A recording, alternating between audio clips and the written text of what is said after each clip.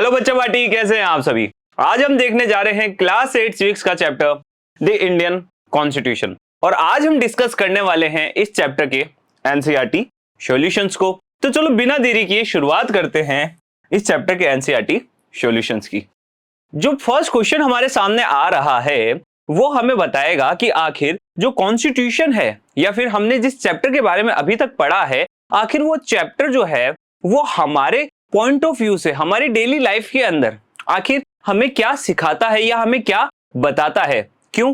क्योंकि इस चैप्टर के पीछे जो एसेंस था, जो इस चैप्टर का मोटिव था आपको बताने का, वो हमें बताता है कि आखिर यह जो चैप्टर है वो आखिर हम पढ़ किस लिए रहे हैं। तो क्वेश्चन कुछ ऐसा है, why does a democratic country need a constitution. आखिर एक डेमोक्रेटिक कंट्री को कॉन्स्टिट्यूशन की जरूरत क्यों पड़ती है। तो जैसा कि हमने इस पूरे चैप्टर के अंदर समझा कि आखिर एक डेमोक्रेसी के अंदर कॉन्स्टिट्यूशन जो है वो हमें किस तरीके से देखने को मिलता है, कॉन्स्टिट्यूशन होता क्या है, कॉन्स्टिट्यूशन किस तरीके से लोगों के लिए अपने आप को सर्व करता है। तो चलो देखते हैं और इस क्वेश्चन का आंसर हम पता लगाते हैं कि आखिर एक डेमोक्रेटिक कंट्री को कॉन्स्टिट्यूशन की जरूरत आखिर क्यों पड़ती है। तो जैसा कि आंसर हमें बता पा रहा है, a democratic country need a constitution because in a democracy people choose there representatives. तो जैसा कि हम डेमोक्रेसी में देखते हैं कि डेमोक्रेसी जो है, डेमोक्रेसी के अंदर हम अपने रिप्रेजेंटेटिव्स को इलेक्ट करते हैं। तो and the leaders might misuse there powers, और हो सकता है कि जो लीडर्स है वो अपनी पावर्स का मिसयूज करने लग जाए। अब बात आती है कि आखिर इन रिप्रेजेंटेटिव्स को हम किस तरीके से कंट्रोल कर सकते हैं, आखिर किस तरीके से इन रिप्रेजेंटेटिव्स के सामने हम कुछ लिमिटेशंस को खड़ा कर सकते हैं। तो इसका जवाब होगा हमारा कॉन्स्टिट्यूशन। क्यों? क्योंकि कॉन्स्टिट्यूशन के अंदर हमें फंडामेंटल राइट्स देखने को मिलते हैं। यह जो फंडामेंटल राइट है वो एक रिप्रेजेंटेटिव को बताता है, एक गवर्नमेंट को बताता है कि आखिर एक इंडिविजुअल के पास क्या क्या अधिकार है, और जो गवर्नमेंट है और जो हमारी स्टेट पावर है, रिप्रेजेंटेटिव्स हैं, उनकी क्या लिमिटेशंस है, उन्हें फंडामेंटल राइट्स को किस तरीके से रिस्पेक्ट करना है, और आखिर उनके कोई भी एक्शन जो है वो किस तरीके से फंडामेंटल राइट्स को अफेक्ट नहीं करने चाहिए। तो कहीं ना कहीं इन सभी क्वेश्चंस के जो आंसर है वो हमें मिल जाते हैं कॉन्स्टिट्यूशन के अंदर। तो जैसा कि हमारी एक डेमोक्रेटिक कंट्री रन कर रही है, उस डेमोक्रेटिक कंट्री के अंदर हम जानते हैं कि लोगों ने अपने रिप्रेजेंटेटिव को इलेक्ट किया है। अब ऐसे में इन रिप्रेजेंटेटिव से लोगों को प्रोटेक्शन दिलाने के लिए, प्रोटेक्ट करने के लिए हम बात करते हैं कॉन्स्टिट्यूशन की। और कॉन्स्टिट्यूशन जो है वो सेफगार्ड करता है, मतलब वो एक सेफगार्ड देता है किसको? हमारे इंडिविजुअल्स को। तो बेसिकली एक डेमोक्रेसी के अंदर हम जानते हैं जहां पे कई सारे लोग हमें देखने को मिल सकते हैं, तरह तरीके के रिप्रेजेंटेटिव्स हमें देखने को मिल सकते हैं, वो अपनी पावर्स का मिसयूज ना करे, इसे ही इंश्योर करने के लिए हमें जरूरत पड़ती है कॉन्स्टिट्यूशन की। तो कहीं ना कहीं अब हमारे सामने यह तो क्लियर हो गया है कि एक कॉन्स्टिट्यूशन की जरूरत एक डेमोक्रेसी के अंदर क्यों पड़ती है। तो ऐसे में बच्चों, जब हम बात कर ही रहे हैं कॉन्स्टिट्यूशन की, तो चलो कुछ और भी चीजें हम जानते हैं। In a democracy the constitution ensures that the dominant group does not use powers against less power groups. तो अभी तक तो पहले बात की जा रही थी स्टेट की, रिप्रेजेंटेटिव्स की, अब हम चलते हैं इंडिविजुअल की तरफ। क्यों? क्योंकि हम यह जानते हैं कि आखिर जो सोसाइटी है, सोसाइटी जो फॉर्म हो रही है वो कई सारे डिफरेंट रिलीजन से, कम्युनिटीज से ही फॉर्म होते वाली है।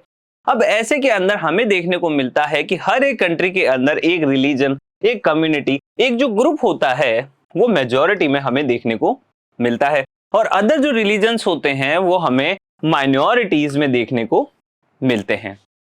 तो ऐसे में यह भी तो पॉसिबल है कि जो मेजॉरिटी रिलीजन है, मेजॉरिटी कम्युनिटी है, मेजॉरिटी जो ग्रुप है, वो अपनी मेजॉरिटी का जो यूज है, जो अपनी पावर का जो यूज है, वो कर सकता है किसके अगेंस्ट में? माइनॉरिटीज के अगेंस्ट में। अब ऐसे में हमारा कॉन्स्टिट्यूशन कहता है कि हमें हर एक इंडिविजुअल के साथ इक्वालिटी के साथ व्यवहार करना है। मतलब कहीं ना कहीं हर एक इंडिविजुअल को यह राइट दिया गया है कि हर एक इंडिविजुअल जो है वो अपने आपस में इक्वालिटी की भावना को रखेगा। सभी जो इंडिविजुअल है वो कॉन्स्टिट्यूशन के नजरों में इक्वल है। तो ऐसे में मेजॉरिटी और माइनॉरिटी का जो ये कॉन्सेप्ट हमें नजर आ रहा है वो कॉन्स्टिट्यूशन की वजह से एक डेमोक्रेसी के अंदर फुल्ली अपनी पावर्स को यूटिलाइज नहीं कर पाता। क्यों नहीं कर पाता? क्योंकि कॉन्स्टिट्यूशन कह देता है कि हाँ, भले ही हो सकता है कि ये ग्रुप मेजॉरिटी में हो, पर इसका कभी भी यह मतलब नहीं निकालेंगे हम लोग कि माइनॉरिटी को जो है हम भूलने वाले हैं। तो ऐसे में मेजॉरिटी और माइनॉरिटी इंडिविजुअल्स दोनों को ही हमारा कॉन्स्टिट्यूशन एक सेफगार्ड प्रोवाइड करता है। मेजॉरिटी को यह बताता है कि उसे माइनॉरिटी को कभी भी सप्रेस नहीं करना है, उसके जो राइट्स है उसे कभी भी उसे कर्ब नहीं करना है। तो इसी से हम बढ़ते हैं नेक्स्ट पॉइंट की तरफ। The constitution guarantees fundamental rights to their citizen for their social, economic and political welfare. साथ ही कॉन्स्टिट्यूशन जो है उसके, जिसको हम कंसाइंस बोलते हैं, मतलब कॉन्स्टिट्यूशन जो है वो जिन आधारभूत मूल्यों के आसपास घूमता है, जो फंडामेंटल वैल्यूज, फंडामेंटल राइट्स के जिनके आसपास में वो घूमता है, आखिर वह जो राइट्स है वो हमें कॉन्स्टिट्यूशन से ही तो मिलते हैं। अब ऐसे में कॉन्स्टिट्यूशन ही हमें फंडामेंटल राइट्स दे रहा है, और ये जो फंडामेंटल राइट्स है वो हमें हेल्प करते हैं हमारे सोशल, मतलब हमारी जो सोसाइटी है उस सोसाइटी के अंदर हमें इक्वल स्टेटस के जैसे ट्रीट किया जाए। मतलब अगर डिफरेंट डिफरेंट कम्युनिटीज है, डिफरेंट डिफरेंट हमें इंडिविजुअल्स देखने को मिल रहे हैं, तो उनमें से कोई भी अपने आप को सुपीरियर और किसी को भी वो इंफीरियर नहीं बता सकता है। सभी सोसाइटी के अंदर इक्वल है।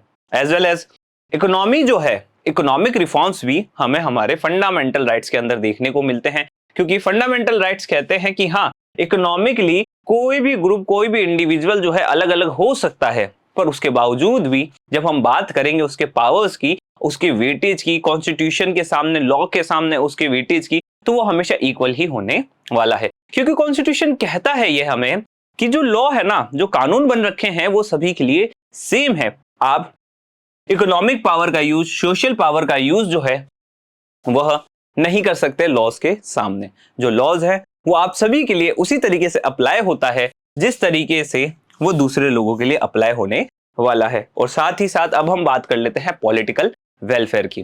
पॉलिटिकल रिप्रेजेंटेशन जो है सालों से इंडिया की सोसाइटी के अंदर एक बहुत बड़ा मुद्दा रहा था।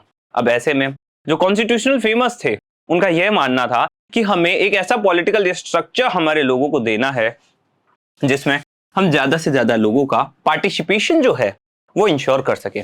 और हुआ भी कुछ ऐसा ही, क्योंकि कॉन्स्टिट्यूशनल फेमस ने हमें कई सारे पॉलिटिकल राइट्स दिए हैं। आपके पास राइट टू वोट है, आप लोगों को वोट दे सकते हैं, आप अपने रिप्रेजेंटेटिव्स को वोट दे सकते हैं, एज वेल एज आप खुद चुनावों में, इलेक्शंस में आप खुद भी बन सकते हैं। क्या आप खुद भी बन सकते हैं आपके लिए रिप्रेजेंटेटिव, मतलब आपका जो ग्रुप है उसके लिए आप रिप्रेजेंटेटिव भी बन सकते हैं। कॉन्स्टिट्यूशन हमें कहता है कि आप वोट दे भी सकते हैं और आप लोगों के नेता बन भी सकते हैं। आपके पास पॉलिटिकल पावर्स है जिनका आप यूज कर भी सकते हैं। आपको आपकी सोसाइटी, आपकी क्लास, आपके रिलीजन, आपकी क्रीड, आपकी एथनिसिटी, इन सभी चीजों के बिहाफ पे कभी भी पॉलिटिकल राइट्स देने से मना नहीं किया जा सकता। अगर आप इस देश के सिटीजन है, अगर आप इस देश के सिटीजन है तो आपके पास ये सारे के सारे पॉलिटिकल वेलफेयर वाले राइट्स जो है वो अवेलेबल रहेंगे। एज वेल एज वही सभी फंडामेंटल राइट्स भी आपके पास अवेलेबल रहेंगे जो सभी लोगों के पास हमें देखने को मिल रहे हैं। बेसिक फंडामेंटल राइट्स और कुछ भी नहीं है। फंडामेंटल राइट्स सिर्फ और सिर्फ बेसिक रूल्स है, बेसिक प्रिंसिपल्स है, जो हम मानते हैं कि हाँ, एक इंडिविजुअल के पास ये बेसिक राइट्स, बेसिक मूल्य जो है वो तो होने ही चाहिए। अब हम बढ़ते हैं अगले क्वेश्चन की तरफ, क्योंकि फर्स्ट क्वेश्चन के अंदर हमने यह देख लिया है कि आखिर किस तरीके से एक डेमोक्रेटिक कंट्री को कॉन्स्टिट्यूशन की जरूरत पड़ती है। अब हम बात कर लेते हैं नेक्स्ट क्वेश्चन की। What is the difference in who exercised executive power in the 1990 and the interim constitutions of Nepal? अब बात की जा रही है कि डिफरेंस क्या है एग्जीक्यूटिव पावर्स जो 1990 और साथ ही साथ इंटरिम कॉन्स्टिट्यूशन जो नेपाल में बना था उस समय, उन दोनों पावर्स के बीच में डिफरेंस क्या था। बेसिकली हम नेपाल की एक हिस्ट्री के बारे में चर्चा करने वाले हैं। नेपाल की बेसिक जो ब्रीफ हिस्ट्री है, उसका कॉन्स्टिट्यूशनल जो एक बना हुआ एक बेस है, उसके बारे में हम डिस्कस इसमें करेंगे। Keeping this in mind, why do you think Nepal needs a new constitution? तो साथ ही साथ हम यह भी डिस्कस करेंगे कि आखिर नेपाल को एक नए कॉन्स्टिट्यूशन की आखिर जरूरत क्यों थी। तो बच्चों, नेपाल की जो हिस्ट्री है ना, वो हमने प्रीवियस वीडियो के अंदर बहुत अच्छे से कवर कर ली है, पर अब हम डील करते हैं उसके एक क्वेश्चन के साथ, जिसमें सबसे पहले हम यह देखते हैं कि आखिर 1990 से पहले नेपाल के अंदर क्या सीन चल रहा था। तो देखो बच्चों, 1990 से पहले नेपाल के अंदर मोनार्की थी, मतलब राजा का शासन था। राजा जो चाहता था वो वहां पे करता था। पर धीरे धीरे लोगों के मनों के अंदर कुछ भावनाएं आने लग गई। क्यों आने लग गई? क्योंकि 1990 वो दौर था जब तक कई सारे देश जो थे वो आजाद हो चुके थे। नेपाल का पड़ोसी कंट्री, नेबर कंट्री इंडिया 1947 के अंदर ही इंडिपेंडेंस ले चुका था। अब ऐसे में 1990 की कहानी थी कि नेपाल के अब जो लोग हैं वो इंडिपेंडेंस चाहते थे। पर जब बात की जाती है वहां के राजा की, राजा इस चीज को पहले से ही समझ जाता है। राजा को लगता है कि नहीं, हमें हमारा जो रूल है उसको तो कायम रखना ही रखना है, तो क्यों ना कुछ कॉम्प्रोमाइज कर लिया जाए जनता के साथ, जिससे हम अपने रूल को एस्टेब्लिश और साथ ही साथ स्टेबल कर पाए। तो जैसा कि हम देख रहे हैं 1990 के अंदर नेपाल के अंदर कॉन्स्टिट्यूशन को एक्सेप्ट कर लिया जाता है और नेपाल के अंदर कॉन्स्टिट्यूशन मोनार्की का कॉन्सेप्ट चालू हो जाता है। कॉन्स्टिट्यूशन मोनार्की का कॉन्सेप्ट कहता है कि मोनार्की तो एग्जिस्ट करेगी ही करेगी, पावर्स जो है राजा के पास रहेगी ही रहेगी, पर साथ ही साथ राजा जो है वो अपनी मनमानी नहीं कर सकता, क्योंकि अब हम आपको एक कॉन्स्टिट्यूशन दे रहे हैं, रूल्स दे रहे हैं, एक ऐसी बुक बता रहे हैं जिस बुक के अंदर कई सारे रूल्स हमें देखने को मिलेंगे। यह जो रूल्स है वो गाइड करेंगे किंग को कि आखिर उसे किस तरीके से काम करना है। पर जब बात आती है लोगों के ऊपर, लोग कहते हैं कि हाँ 1990 के अंदर जो किंग है वो कुछ ट्रांसफॉर्मेशन तो लेके आ ही रहा है, कॉन्स्टिट्यूशन को तो वो लेकर आ ही रहा है। पर उस कॉन्स्टिट्यूशन के अंदर सबसे बड़ी कमी यही थी कि आज भी जो एंड पावर थी ना, जो सुप्रीम पावर थी, वो किसके हाथों में थी? राजा के हाथों में थी। पर अब लोग जो है वो जागरूक हो जाते हैं, उन्हें लगने लगता है कि नहीं, राजा के हाथ में पावर नहीं होनी चाहिए। तो ऐसे में लोग स्ट्रगल करना शुरू कर देते हैं। स्ट्रगल करते करते करते कहानी शुरुआत होती है 2006 की। 2006 जैसे ही शुरुआत होती है, अब लोगों को यह तो क्लियर हो ही चुका था कि अब हमें राजा का शासन नहीं चाहिए और उसके लिए उन्हें कई सारे सेक्रीफाइसेस भी करने पड़े हैं। तो ऐसे में उन सेक्रीफाइसेस का फल उन्हें यह मिलता है कि 2006 के अंदर नेपाल में मोनार्की को खत्म कर दिया जाता है, राजा का शासन खत्म कर दिया जाता है। तो जैसा कि हम यह स्टोरी देखते हैं कि 1990 से पहले राजा का शासन था, 1990 के बाद राजा और कॉन्स्टिट्यूशन का शासन था, पर 2006 के अंदर वहां पे डेमोक्रेसी आ जाती है। पर जब बात की जाती है कि क्या वहां पे एक एक्चुअल डेमोक्रेसी हमें देखने को मिली? नहीं। क्यों नहीं देखने को मिली? क्योंकि इस टाइम पीरियड में 1990 से लेके 2006 के बीच का जो ये टाइम पीरियड था, उसमें राजा अपनी पावर्स को यूज कर सकता था। उसके पास कॉन्स्टिट्यूशन के द्वारा प्रोवाइड की गई पावर्स थी। तो ऐसे में हम ये देखते हैं कि 2006 के अंदर एक नया कॉन्स्टिट्यूशन बनाने की जरूरत लोगों को लगने लग जाती है। अब ऐसे में 2006 के अंदर एक नया कॉन्स्टिट्यूशन बनाने की मुहिम वहां पे शुरू होती है। तो चलो अब हम आते हैं हमारे आंसर के ऊपर। In the 1990 Nepal constitution, the executive powers of the kingdom were entirely in the hands of the king. तो 1990 की कहानी है। 1990 के अंदर राजा के हाथ में ही पावर्स रह जाती है। एक नया कॉन्स्टिट्यूशन जरूर सामने आ जाता है, पर जो सुप्रीम पावर है या फिर हम ये कहें कि एग्जीक्यूटिव जो पावर्स है ना, वो राजा के हाथों में ही रहती है, वो जनता के हाथ में नहीं आती है। और एक डेमोक्रेसी क्या कहती है कि जो पावर्स है वो जनता के हाथ में होनी चाहिए, ना कि किसी अथॉरिटी, किसी किंग, किसी डिक्टेटर के हाथ में। फिर हम आगे बढ़ते हैं। According to the interim constitution drafted in 2007, the executive powers of Nepal are in the hands of the council of ministers headed by the prime minister. तो कहीं ना कहीं इंडिया का जैसा जो सिस्टम है वो वहां पे इंप्लीमेंट हो चुका था 2007 के इंटरिम कॉन्स्टिट्यूशन के अंदर। बात आती है बच्चों के मनों में कि सर ये इंटरिम कॉन्स्टिट्यूशन क्या है, क्या ये कॉन्स्टिट्यूशन से अलग होता है? देखो बच्चों, एक है ना टाइम पीरियड होता है जब किसी भी चीज को बनाया जा रहा होता है, उस टाइम पीरियड को हम कहते हैं इंटरिम। अब ऐसे में 2007 के अंदर जैसा कि हमने देखा 2006 में किंग को हटा दिया जाता है, मोनार्की खत्म कर दी जाती है। तो मोनार्की खत्म करते ही डायरेक्टली वहां पे कोई कॉन्स्टिट्यूशन नहीं आ जाता है, कॉन्स्टिट्यूशन वहां पे बनाया जाता है। तो उस दौर को जब कॉन्स्टिट्यूशन वहां पे बनाया जा रहा था, कॉन्स्टिट्यूशन को बनाने का काम चल रहा था, उस टाइम पीरियड को ही इंटरिम कॉन्स्टिट्यूशन पीरियड कहा जाता है, उस कॉन्स्टिट्यूशन को ही इंटरिम कॉन्स्टिट्यूशन कहा जाता है। फिर हम आगे देखते हैं कि इंटरिम कॉन्स्टिट्यूशन जो है वो डेमोक्रेसी को सपोर्ट करता है और वो यह कहता है कि जैसा कि हम जानते हैं कि एक डेमोक्रेसी के अंदर पावर्स जो है वो जनता के हाथ में होनी चाहिए। अब डेमोक्रेसी के अंदर जो पावर्स हम देखते हैं, पावर शेयरिंग का जो कॉन्सेप्ट हम देखते हैं, वो यह कहता है कि जनता जो है वो डायरेक्टली रूल नहीं कर सकती, वो इनडायरेक्टली रूप से क्या करती है, रूल करती है। कैसे करती है? वो अपने रिप्रेजेंटेटिव्स के थ्रू रूल करती है।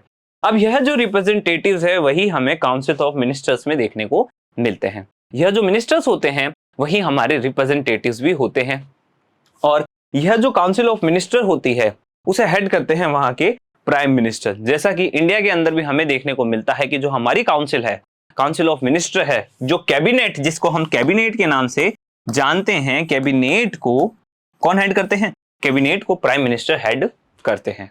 तो ऐसे में एग्जीक्यूटिव जो पावर है वो राजा के हाथ से ले ली जाती है और जनता के द्वारा चुने गए लोगों जैसे कि काउंसिल ऑफ मिनिस्टर्स और प्रधानमंत्री प्राइम मिनिस्टर के हाथों में चली जाती है। आज भी हम देखते हैं कि इंडिया के अंदर कोई डायरेक्ट रूल हमें देखने को नहीं मिलता है। अगर कोई भी लॉ आता है, कोई भी रेगुलेशन बनाए जाते हैं, कोई भी नए प्रोविजंस लाए जाते हैं, तो उसके लिए डिस्कशन हमारे रिप्रेजेंटेटिव से किया जाता है, ना कि डायरेक्टली हमसे। अब ऐसे में अगर आप यह बात करें कि सर डायरेक्टली क्यों नहीं किया जाता, तो इंडिया की जो जनसंख्या है उस जनसंख्या को देखते हुए कभी भी हम डायरेक्ट जो डिसीजंस है वो नहीं ले सकते हैं। हाँ, आपको ऐसी सुविधा जरूर मिल सकती है कि आप घर बैठे बैठे मोबाइल नंबर से एसएमएस करें और आपके पास जो डिसीजन है वो आ जाए, पर आप जैसा कि समझ सकते हैं यह एक सही तरीका नहीं होगा। इसी कारण से इंडिया के अंदर ऐसा कोई भी डिसीजन जो है वो जनता के हाथों में नहीं, जनता के रिप्रेजेंटेटिव्स के हाथों में सौंपा जाता है। जनता के जो रिप्रेजेंटेटिव्स हैं वही सारे डिसीजंस को लेते हैं, पर कहीं ना कहीं जो रिप्रेजेंटेटिव्स हैं वो किसके द्वारा चुने गए हैं? जनता के द्वारा चुने गए हैं। तो ऐसे में हम ये कह सकते हैं कि जनता ही रूल कर रही है। तो यह पूरा सिस्टम जो है हमें इंडिया के अंदर एक डेमोक्रेसी के अंदर देखने को मिलता है। There was a dire need for a new constitution as the ideals of the people had changed as the country had moved from a monarchy to a democracy।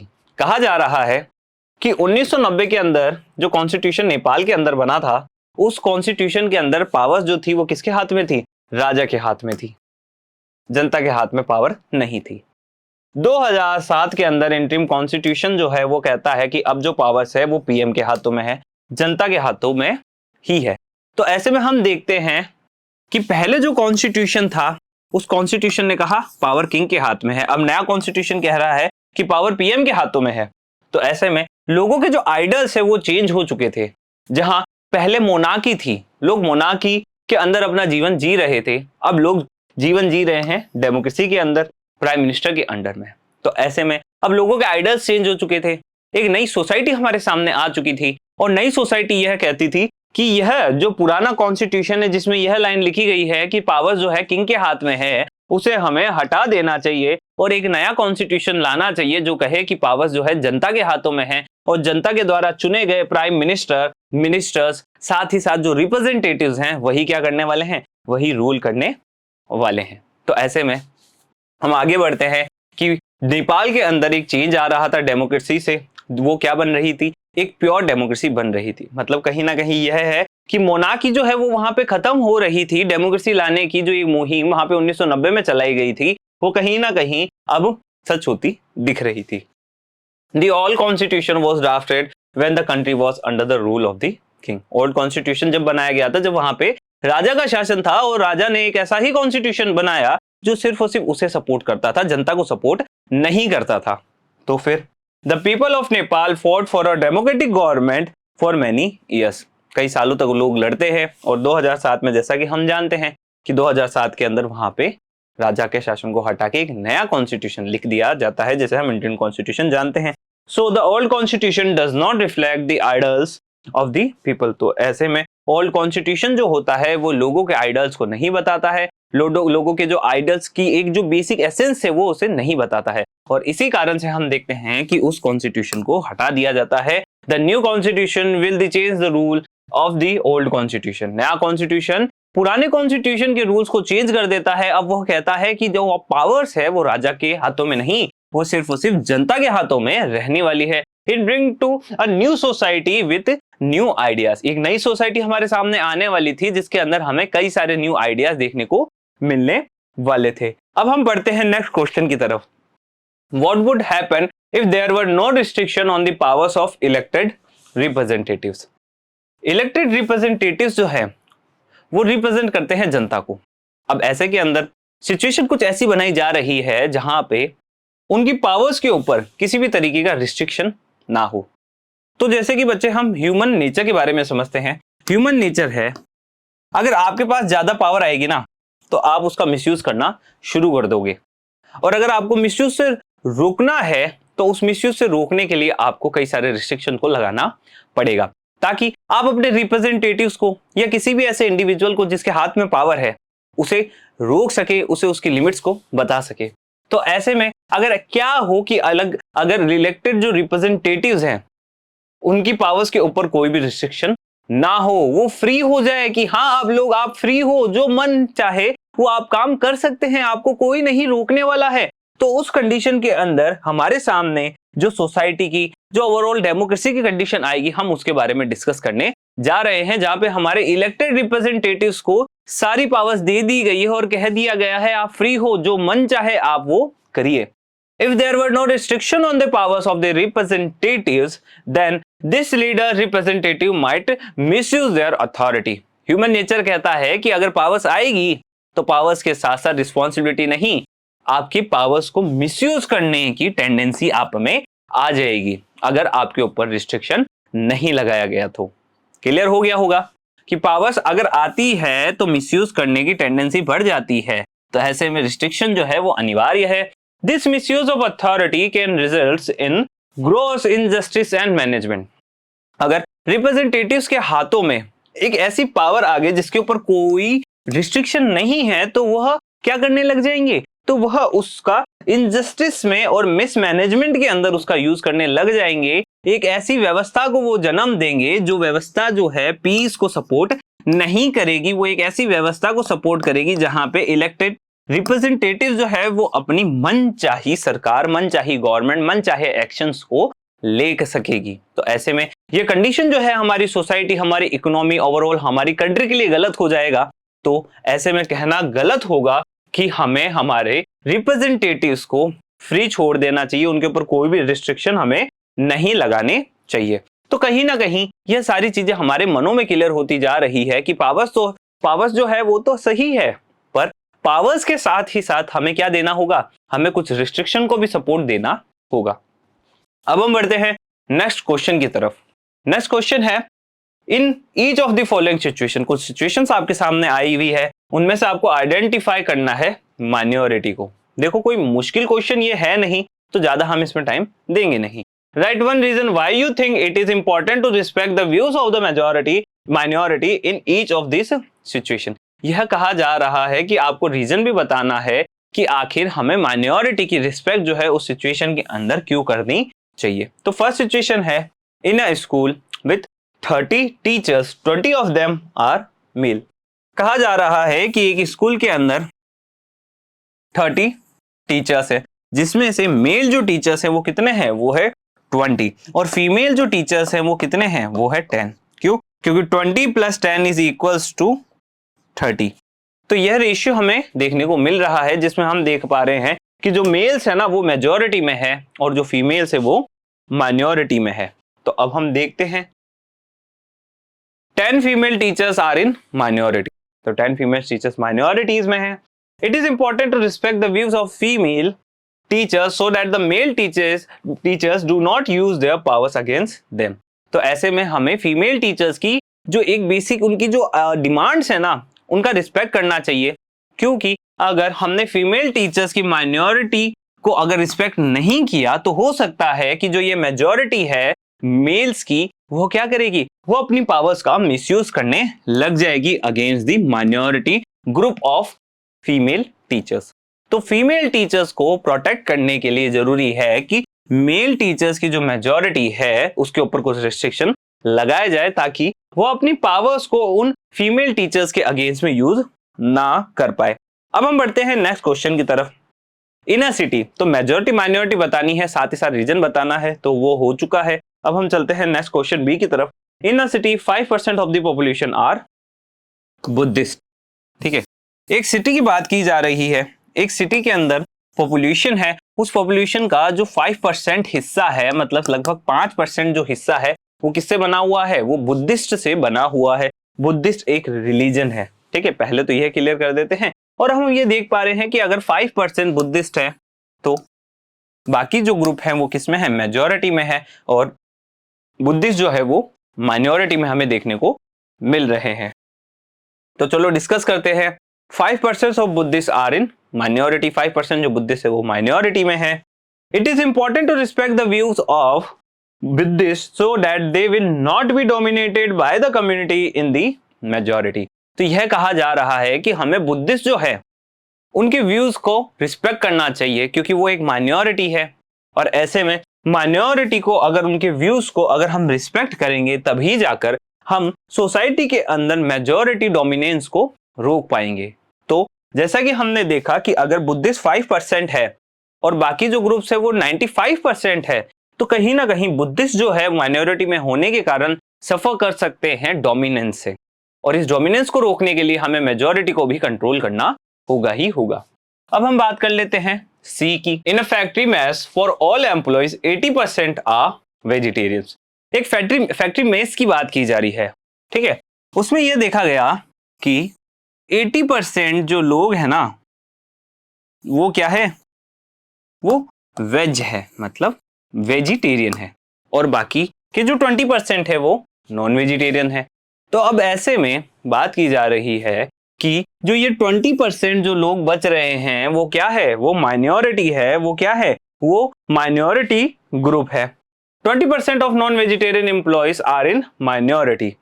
अब वही वापस से वही स्टोरी कि हमें उनके व्यूज को रिस्पेक्ट करना चाहिए, और अगर वो नॉन वेजिटेरियन फूड अगर वो कंज्यूम करते हैं तो वो उनकी पर्सनल चॉइस है, अब हम उन्हें रोक नहीं सकते हैं। तो ऐसे में हमारी सोसाइटी के अंदर कई सारे डिफरेंट ओपिनियन, डिफरेंट सोच रखने वाले व्यक्ति होते हैं, पर हमें यह ध्यान रखना चाहिए कि यह उनकी पर्सनल चॉइस है, और कॉन्स्टिट्यूशन यह कहता है कि अगर कोई भी आपकी पर्सनल चॉइस है तो उसे कोई फोर्सफुली चेंज नहीं करवा सकता है। अगर आपको लगता है कि यह कार्य सही है तो आप उसे करें, बिल्कुल करें, क्योंकि कॉन्स्टिट्यूशन कहता है कि आपके पास फ्रीडम है, और फ्रीडम यही कहती है कि आप कोई सा भी प्रोफेशन आप चूज कर सकते हैं, कोई भी फूड आप कंज्यूम कर सकते हैं, कोई भी रिलीजन आप प्रैक्टिस कर सकते हैं, आपको कोई भी रोकने वाला नहीं है। तो अब हम बात करते हैं आगे नेक्स्ट क्वेश्चन डी की। In a class of 50 students, एक क्लास की बात की जा रही है जहां पे 50 स्टूडेंट्स हैं, 40 belongs to more well off families. कहा जा रहा है कि 50 स्टूडेंट्स की एक क्लास है जिसमें से 40 जो स्टूडेंट्स है ना वो वेल ऑफ फैमिलीज से आते हैं, मतलब अच्छे फैमिलीज से वो लोग आते हैं। देखो बच्चों, फैमिली सारी अच्छी होती है, अच्छा बुरा कुछ भी नहीं। इन टर्म्स ऑफ मनी, यहां बात की जा रही है इन टर्म्स ऑफ मनी की, ओके। तो लगभग जो 40 बच्चे हैं ना, 40 जो स्टूडेंट्स है ना वो बिलोंग करते हैं वेल्दी फैमिलीज को, ओके। और जो 10 जो हमें देखने को मिल रहे हैं, 10 स्टूडेंट्स जो हैं वो है ना नॉन वेल्दी फैमिलीज से आते हैं। तो ऐसे में जो ये 10 स्टूडेंट्स है ना वो क्या हो जाएगी, वो हो जाएगी minority. 10 students belong to poor families and are in minority. तो ऐसे में यह देखने को मिल रहा है कि जो हमारे 10 स्टूडेंट्स है ना वो माइनॉरिटी ग्रुप से बिलोंग करते हैं, वो पुअर है, ठीक है।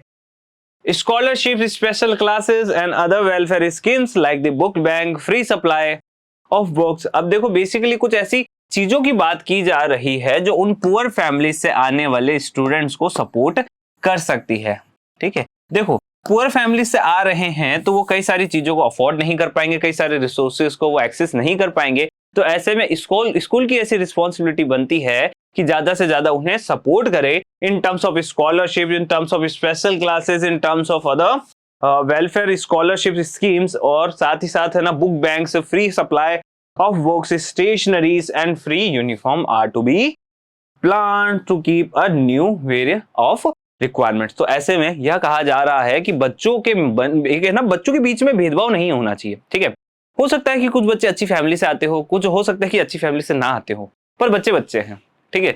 उनको एक इक्वल चांस मिलना चाहिए कि वो अपनी कैपेबिलिटीज को दिखा सके उस रण मैदान के अंदर जिसे हम एग्जाम के नाम से जानते हैं, क्योंकि हर एक बच्चे को यह अधिकार है कि वह लड़ सकता है, वो पढ़ाई कर सकता है, वो एग्जाम फाइट कर सकता है, पर जरूरत है कि उसको वो रिसोर्सेस को प्रोवाइड करवाया जाए, क्योंकि जब तक हम हमारे देश के भविष्य को नहीं समझेंगे, जब तक हम हमारे देश के बच्चों को नहीं समझेंगे, तब तक हम हमारी कंट्री को ग्रो नहीं कर पाएंगे, तब तक उसे डेवलप नहीं कर पाएंगे। तो जरूरी है कि ज्यादा से ज्यादा ध्यान दिया जाए हमारे बच्चों की तरफ, क्योंकि यह हमारे देश का भविष्य है। तो चलो अब हम आगे बढ़ते हैं नेक्स्ट क्वेश्चन की तरफ। नेक्स्ट क्वेश्चन हमें बता रहा है कि listed below are the key features of the Indian constitution. हमने इंडियन कॉन्स्टिट्यूशन की कुछ की फीचर्स के बारे में पढ़ा था, जैसे कि फेडरलिज्म हमने देखा था, पार्लियामेंट्री फॉर्म ऑफ गवर्नमेंट हमने देखा था, और इसी के साथ साथ हमने कई सारे और भी उसमें की फीचर्स देखे थे। पर अब हम बात कर लेते हैं कि कुछ की फीचर्स लिखे हुए हैं।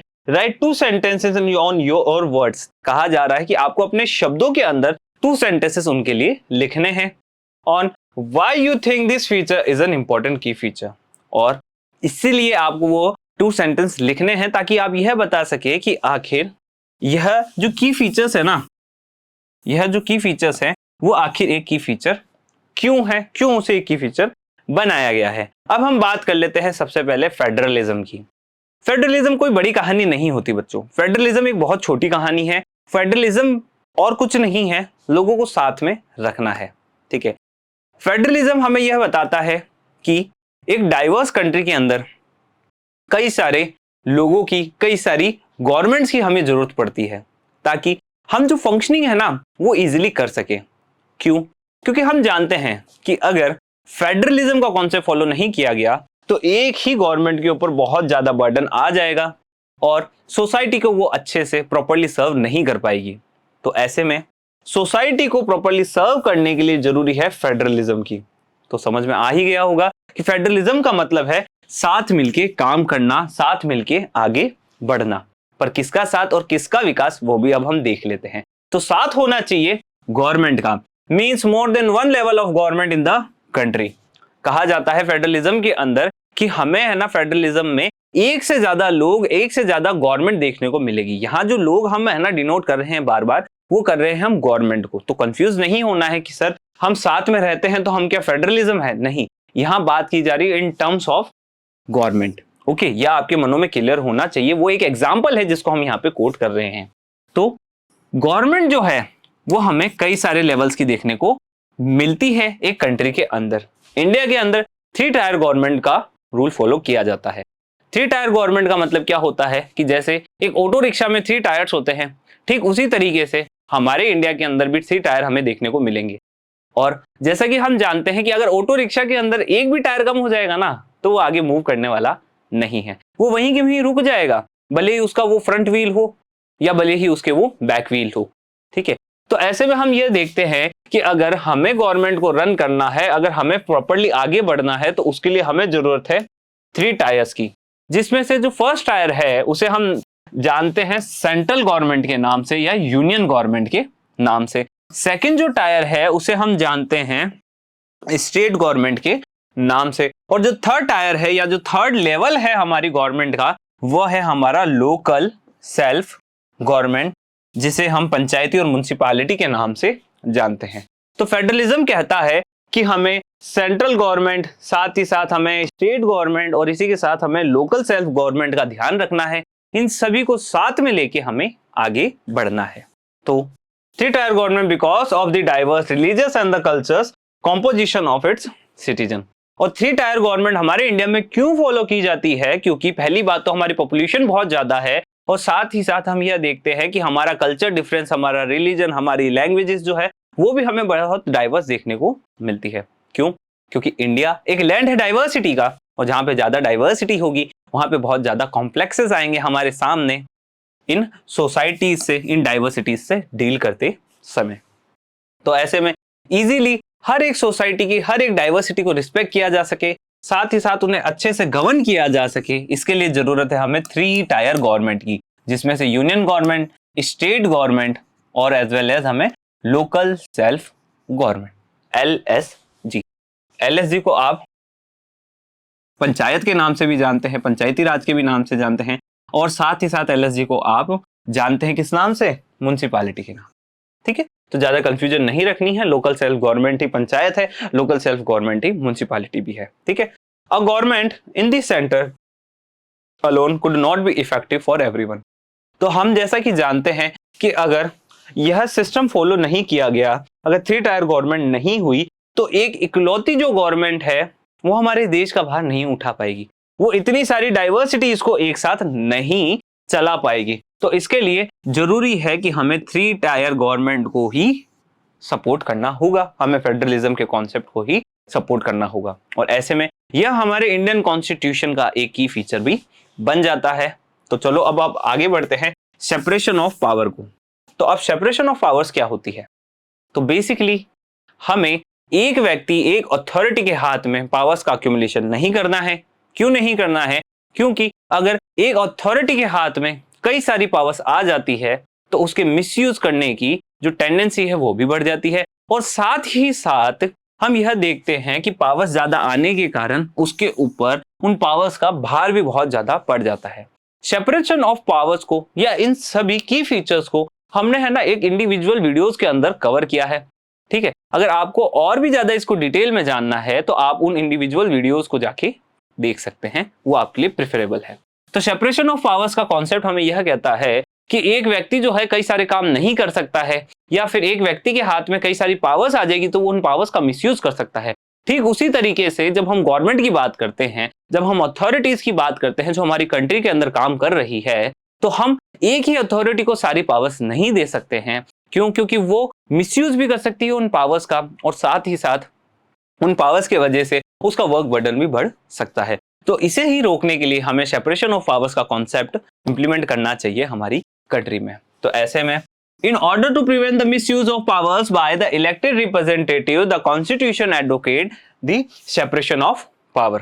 तो हम जानते हैं कि हमारे जो रिप्रेजेंटेटिव्स हैं, मतलब जो हमारी अथॉरिटी है, जिन्हें हमने अथॉरिटी दी है कि वह डिसीजन ले सकते हैं, अगर उनके पास ज्यादा पावर आ जाएगी तो वो पावर्स का मिसयूज करने लग जाएंगे। तो ऐसे में हमने पावर्स को सेपरेट कर दिया है ताकि किसी एक व्यक्ति के हाथों में ज्यादा पावर्स ना आ पाए। Each branch of the government has its power fixed by the constitution। हर एक ब्रांच की जो पावर्स है वो कॉन्स्टिट्यूशन ने फिक्स कर दी है। अब बात आती है कि सर किन ब्रांचेस की बात यहाँ पे की जा रही है। तो हमारे कॉन्स्टिट्यूशन ने 3 ब्रांचेस का हमें बताया है, जिसमें से फर्स्ट ब्रांच है हमारी लेजिस्लेचर, सेकंड है हमारे एग्जीक्यूटिव, और थर्ड ब्रांच है हमारी जुडिशरी। इन ब्रांचेस की बात की जा रही है। अब इन ब्रांचेस के बीच में सभी को अलग अलग पावर्स दी गई है। लेजिस्लेचर को जो पावर दी गई है उसे एग्जीक्यूटिव यूज नहीं कर सकता, एग्जीक्यूटिव की जो पावर्स है उसे जुडिशरी यूज नहीं कर सकती। साथ ही साथ यह सारे जो ग्रुप्स हैं वो आपस में एक दूसरे के ऊपर चेक एंड बैलेंस का काम करते हैं। और ऐसे में हमारे सामने एक ऐसी फंक्शनल अथॉरिटी आती है जिसके अंदर सभी जो ब्रांचेस हैं उन सभी ब्रांचेस के बीच में एक बैलेंस ऑफ पावर हमें होता हुआ दिखता है। तो ऐसे में हम आगे बढ़ते हैं। Constitution ensures that a balance of power is maintained between the legislature, executive and the judiciary। तो हमें कॉन्स्टिट्यूशन कहता है कि सेपरेशन ऑफ पावर्स करनी है। किनके बीच करनी है? लेजिस्लेचर के बीच में, एग्जीक्यूटिव्स के बीच में, एज वेल एज हमें जुडिशरी के बीच में हमें सेपरेशन करना है पावर्स का। ओके, समझ में आ गया होगा। सेपरेशन क्यों करना है वो भी हमें समझ में आ ही गया होगा। अब हम आगे बढ़ते हैं फंडामेंटल राइट्स की तरफ। देखो बच्चों, फंडामेंटल राइट्स का मतलब होता क्या है?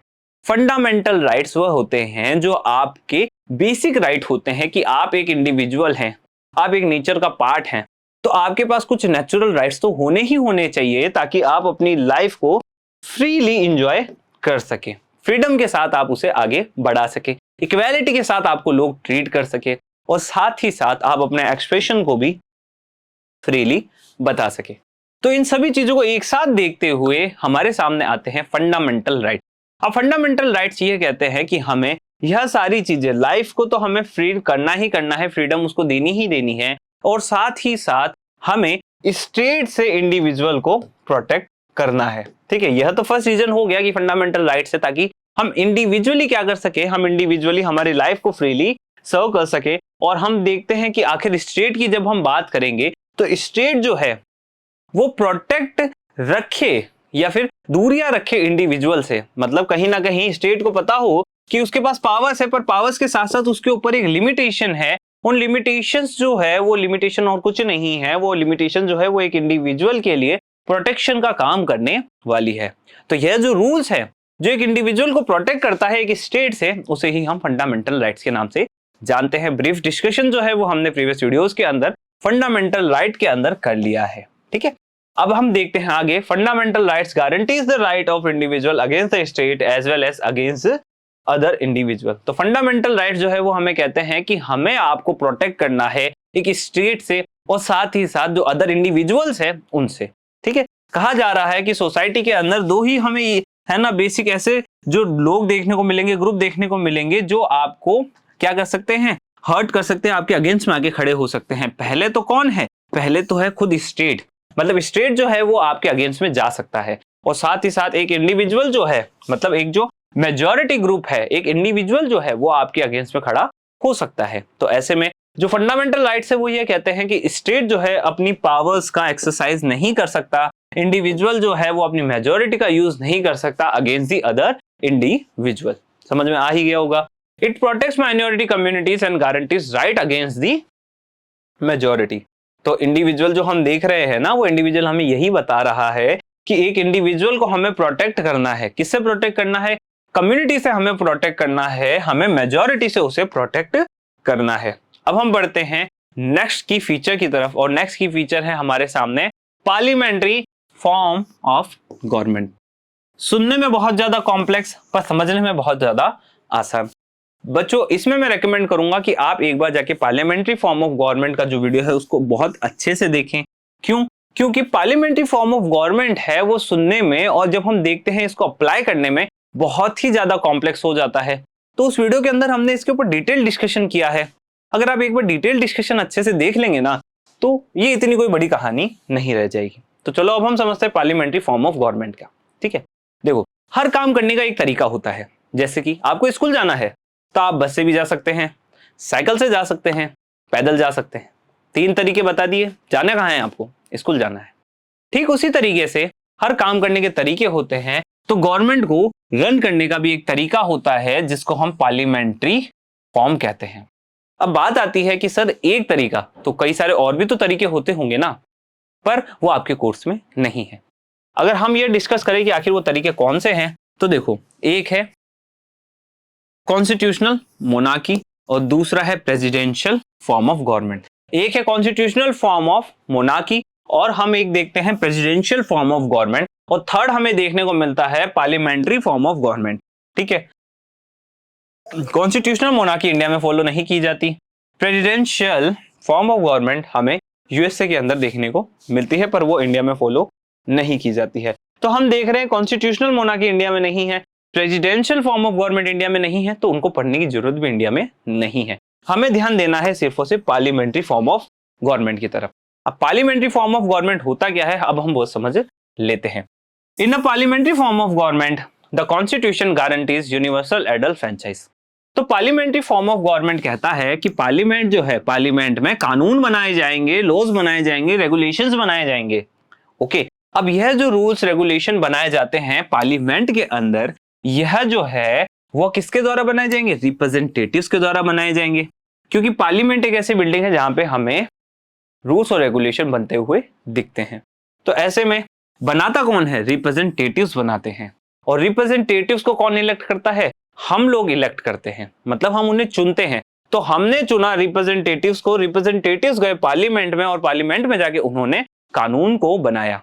ठीक है, तो यह process parliamentary form of government के अंदर फॉलो किया जाता है। पर यहां पे एक बात की जा रही है यूनिवर्सल एडल्ट फ्रेंचाइज की। तो आखिर ये यूनिवर्सल एडल्ट फ्रेंचाइज होता क्या है? तो देखो बच्चों, यूनिवर्सल मतलब सबके लिए, एडल्ट मतलब 18+, और फ्रेंचाइज का मतलब हो रहा है यहां वोट। मतलब जो भी व्यक्ति 18 की उम्र से ज्यादा का है, उस हर एक व्यक्ति को मतलब क्या दिया गया है? राइट दिया गया है वोट करने का। हर वो व्यक्ति जो 18+ है, 18+ है, वो वोट कर सकता है, ऐसा हमारे कॉन्स्टिट्यूशन कहता है। और यह राइट जो है वो हमें यूज होता हुआ दिखता है रिप्रेजेंटेटिव्स को इलेक्ट करते समय, और यही रिप्रेजेंटेटिव्स जाते हैं पार्लियामेंट ताकि वो कानून बना सके। और यही सिस्टम जो है उसे हम पार्लियामेंट्री फॉर्म ऑफ गवर्नमेंट कहते हैं, जहां पे पार्लियामेंट के द्वारा ही काम करवाया जाता है। पार्लियामेंट ही यह बताता है कि आखिर एक जो देश है वो किस तरीके से आगे बढ़ने वाला है। That is all adults have the right to vote irrespective of whether they are poor or rich, educated, uneducated, Hindu, Muslim, Christian, मतलब आप कुछ भी हो, भले ही आप हिंदू हो, मुस्लिम हो, क्रिश्चियन हो, माइनॉरिटी हो, मेजॉरिटी हो, गरीब हो, अमीर हो, काले हो, गोरे हो, मोटे हो, पतले हो, लंबे हो, नाटे हो, कुछ भी हो, अगर आप 18+ हो तो आप वोट कर सकते हैं। ठीक है, तो यही हमें पार्लियामेंट्री फॉर्म ऑफ गवर्नमेंट में देखने को मिलता है। The idea of universal adult franchise is based on equality. जो आइडिया है एडल्ट फ्रेंचाइज का वो किसके ऊपर बेस्ड है? वो इक्वालिटी के ऊपर बेस्ड होता हुआ हमें दिखता है। तो कहीं ना कहीं स्टोरी बस इतनी ही है। पार्लियामेंट्री फॉर्म ऑफ गवर्नमेंट किस तरीके से काम करता है तो हम देख लेते हैं कि पहले हमारे जैसे प्यारे प्यारे लोग आते हैं, मतलब जनता आती है, पीपल आते हैं। पीपल जो है इलेक्ट करते हैं अपने रिप्रेजेंटेटिव्स को। ओके, पीपल्स ने इलेक्ट किया अपने रिप्रेजेंटेटिव्स को। रिप्रेजेंटेटिव्स जो है वो जाते हैं पार्लियामेंट। पार्लियामेंट में हमें बनते हुए दिखते हैं लॉज, और यही जो लॉज है ना वो हमारी कंट्री को आगे गवर्न करते हैं। तो ऐसे में कहीं ना कहीं इन लॉज को बनाने के लिए जो फॉर्म यूज की जाती है या फिर इन लॉज से हमारी कंट्री को गवर्न कराने के लिए जो सिस्टम फॉलो किया जाता है उसे ही हम पार्लियामेंट्री फॉर्म ऑफ गवर्नमेंट के नाम से जानते हैं। और डिटेल डिस्कशन और ज्यादा डीप में इसे समझना हो तो आप इसके डिटेल वीडियो के अंदर जा सकते। तो बच्चों, आज के इस वीडियो के अंदर इतना ही। इस वीडियो के अंदर हमने बहुत कुछ नया जाना, या फिर हम ये कह सकते हैं कि चैप्टर के जो भी टॉपिक्स थे हमने फिर से एक बार उसे रिवाइज कर लिया है। तो ऐसे में बच्चों, अगर आपको कोई डाउट होता है, कोई नए क्वेश्चंस आपके माइंड में है तो आप कमेंट सेक्शन में हमें बता सकते हैं। अगर वीडियोस आपको अच्छे लगते हैं तो इस तरीके से ही इन्हें लाइक करते रहें, कमेंट करते रहें, और साथ ही साथ अगर अभी तक आपने शोरशाला के यूट्यूब चैनल को सब्सक्राइब नहीं किया है तो आप उसे भी सब्सक्राइब कर सकते हैं, और पास में लगा बेल आइकन हिट करना ना भूलिएगा। Thank you.